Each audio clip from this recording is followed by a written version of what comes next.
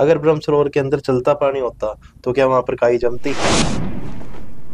और किस प्रकार से जो है जब बाढ़ आई तो हमारे विधायक जी जो है बाहर के दौरे पर चले गए थे, घूमने चले गए थे थानेसर की जनता को डुबोकर।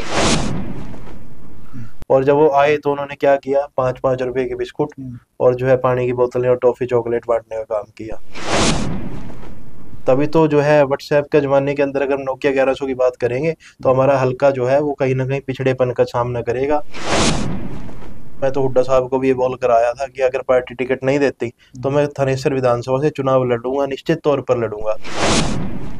हरियाणा में चुनावों को लेकर राजनीति इन दिनों गरमाई हुई है। हर गली हर चौराहे पर राजनीति की चर्चा है और जो गांव है, शहर है, हर जगह से जो लाउड स्पीकर हैं उनकी भी आवाज अब सुनाई देने लगी है। हमारी बातचीत भी नेताओं के साथ जारी है और आज हमारे साथ चर्चा के लिए मौजूद हैं सूर्य प्रताप सिंह राठौर। आपका नमस्कार। जी नमस्कार जी। तो कैसी चल रही है चुनाव की तैयारी? आप लगातार जनता के बीच जा रहे हैं, तो कैसा रिस्पॉन्स आपको चुनाव को लेकर मिल रहा है? देखिए, जनता का जो है जोश है, जनता के अंदर उत्साह है। और अगर मैं थानेसर विधानसभा की बात करूं, हम थानेसर विधानसभा से चुनाव की तैयारी कर रहे हैं। और थानेसर विधानसभा की जनता को अगर देखें आप, गांव के अंदर और शहर के अंदर हम जा रहे हैं। हर विधानसभा के अंदर जो है इस तरह की तैयारियां चल रही है। और हर अपनी थानेसर विधानसभा के अंदर जो है हम हर वार्ड के अंदर और हर गाँव के अंदर जाने का काम कर रहे हैं। तो लोगों का वहाँ पर जो एक रिस्पॉन्स आ रहा है वो एक बदलाव का रिस्पॉन्स है। वो लोग चाहते हैं कि हमारे यहाँ पर आपने, जैसा कि हम जो यहाँ पर छोटे से जब हम बड़े हुए हैं तो 20 से 30 साल हो गए लगभग, कि एक ही जो 2 ही चेहरे हैं हमारे यहाँ पर, तीसरे चेहरे का कोई विकल्प नहीं था। तो अब लोग चाहते हैं, अब लोगों के पास एक विकल्प है सूर्य प्रताप सिंह राठौर का, और एक युवा चेहरा है। और उनको विश्वास है कि उनकी बात सुनेगा। तो कहीं ना कहीं लोगों ने विश्वास जताया है और मैं उनके विश्वास पर जो है खरा उतरने का काम करूंगा। तो युवा है, आपने युवाओं के साथ भी आपका तालमेल रहता है, युवा भी आपसे जुड़े हैं जी। तो युवाओं के बीच में जब आप जाते हैं तो युवा क्या बात आपसे करते हैं? क्या समस्याएं जो प्रदेश की हैं या अपने विधानसभा की हैं वो आपके साथ शेयर करते हैं? देखिए, युवाओं का ऐसा है कि सबसे ज़्यादा जो हमारे प्रदेश के अंदर अगर आज कोई तकलीफ युवाओं को है तो वो बेरोजगारी की है। आज हमारे यहाँ पर बेरोजगारी जो है 33%, आपको मैं बता दूं 33% जो आंकड़ा है वो युवाओं का हमारे हरियाणा प्रदेश के अंदर बेरोजगारी का है। 33% युवा आज हमारे प्रदेश के अंदर बेरोजगारी से जूझ रहे हैं। वो पेपर भरते हैं, फार्म भरते हैं, वो पेपर लीक हो जाते हैं, जो परीक्षाएं हैं वो रद्द हो जाती हैं या फिर वो कैंसिल हो जाती हैं, हाई कोर्ट में चली जाती हैं। पिछले 10 सालों से जब से भाजपा सरकार आई है तब से ऐसा ही हो रहा है। तो युवाओं की सबसे बड़ी समस्या रोजगार को लेकर है। वो चाहते हैं कि हमारे कोई युवा चेहरा आए, वो हमारा नेतृत्व करे और हमारे को रोजगार दिलाए। और जो है, जो नशे का एक बात करूं, हमारे हलके के अंदर जो है नशा किस प्रकार से बढ़ रहा है वो आप अच्छी तरह से जानते हैं। हर गली हर चौराहे पर जो है नशा खुलेआम बिक रहा है। उसका भी रीज़न यही है कि हमारे यहाँ पर जो है रोजगार कम होने की वजह से जो युवा है वो किसी न किसी, या तो बाहर जाने का काम कर रहे हैं देश छोड़कर डोंकी के माध्यम से, या फिर वो नशे की तरफ बढ़ रही है।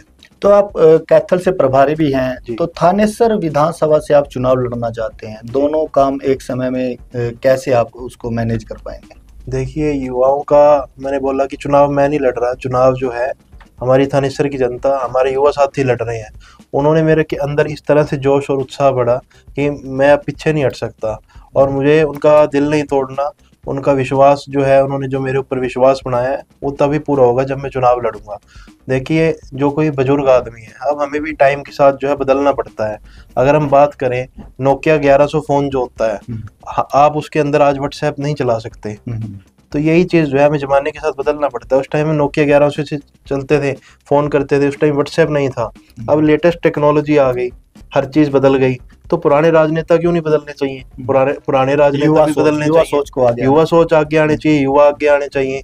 तभी तो जो है व्हाट्सएप के ज़माने के अंदर अगर हम नोकिया 1100 की बात करेंगे तो हमारा हल्का जो है वो कहीं ना कहीं पिछड़ेपन का सामना करेगा, और जो कि कर रहा है, पिछले 10 सालों से कर रहा है।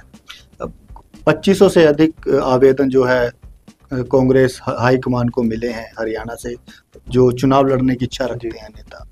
तो इतने नेताओं का चुनाव लड़ने की इच्छा जाहिर करना, और दूसरा सवाल ये भी कि जिन नेताओं को टिकट नहीं मिलेगा तो क्या कांग्रेस को उस चीज का भी डर रहेगा कि हाँ वो नेता नाराज होंगे, या फिर जो बगावत के सुर जो है वो उनके दिखाई देंगे? देखिए, पहला क्वेश्चन तो आपका कि जो कांग्रेस का कार्यकर्ता है वो एक एक कार्यकर्ता मजबूत है, और हर कार्यकर्ता का हक बनता है कि अपनी पार्टी से टिकट मांगना, चाहे वो कोई भी पार्टी हो।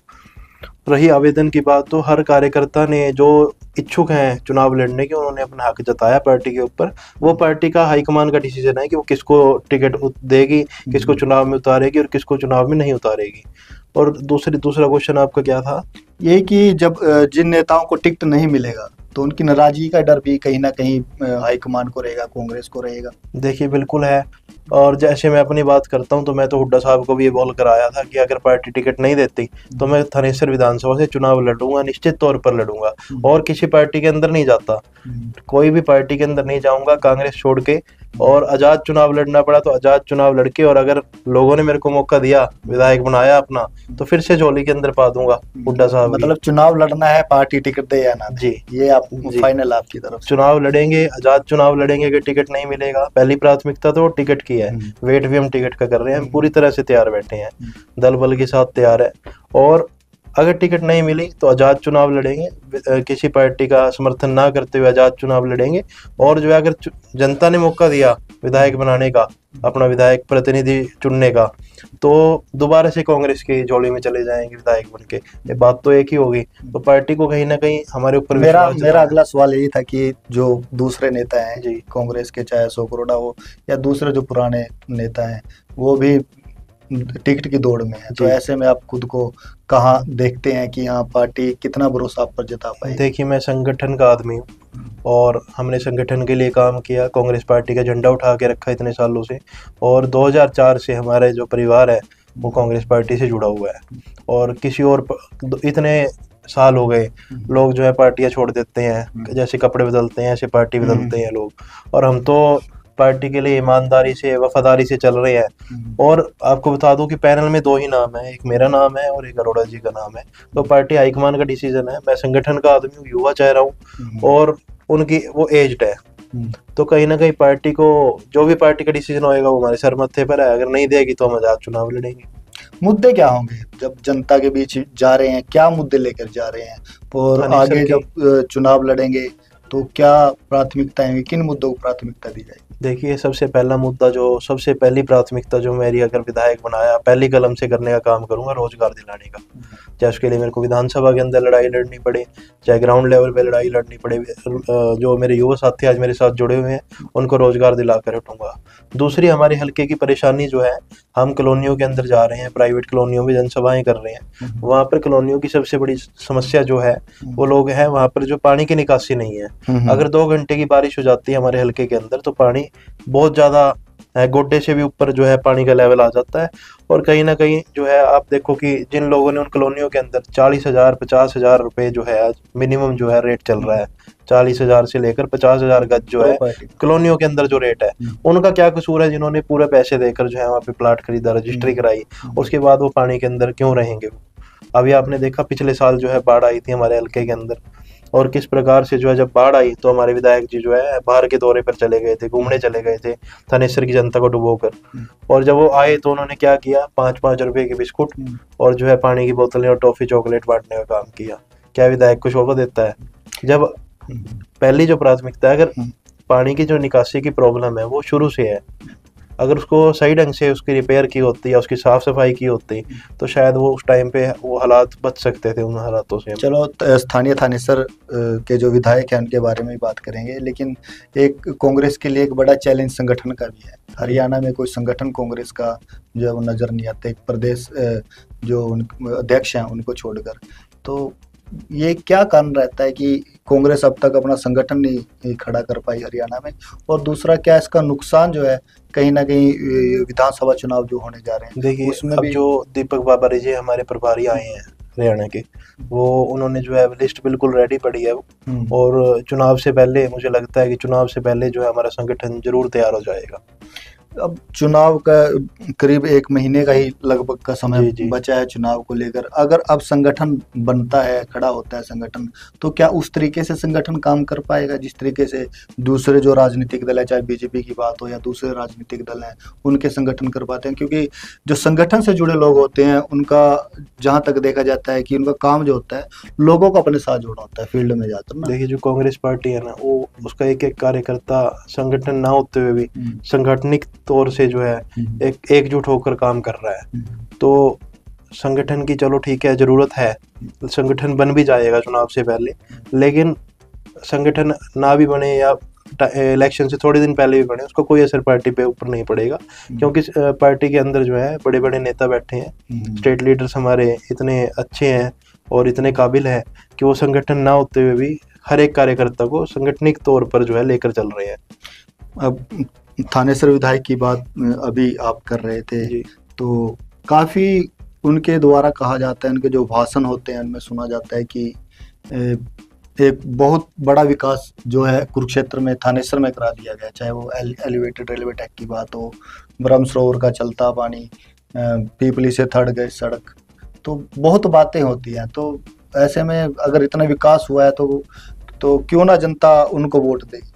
देखिए भाई साहब, विकास की बात अगर की जाए तो हमारे विधायक जी दावा करते हैं कि 5,000 करोड़ की लागत से जो है उन्होंने विकास कराया थानेसर के अंदर। आपने ब्रह्म सरोवर की बात की, उन्होंने बोला, दावा करते हैं कि ब्रह्म सरोवर के ऊपर चलता पानी है। आप मेरे साथ चलो ब्रह्म सरोवर के ऊपर, अगर ब्रह्म सरोवर के अंदर चलता पानी होता तो क्या वहां पर काई जमती?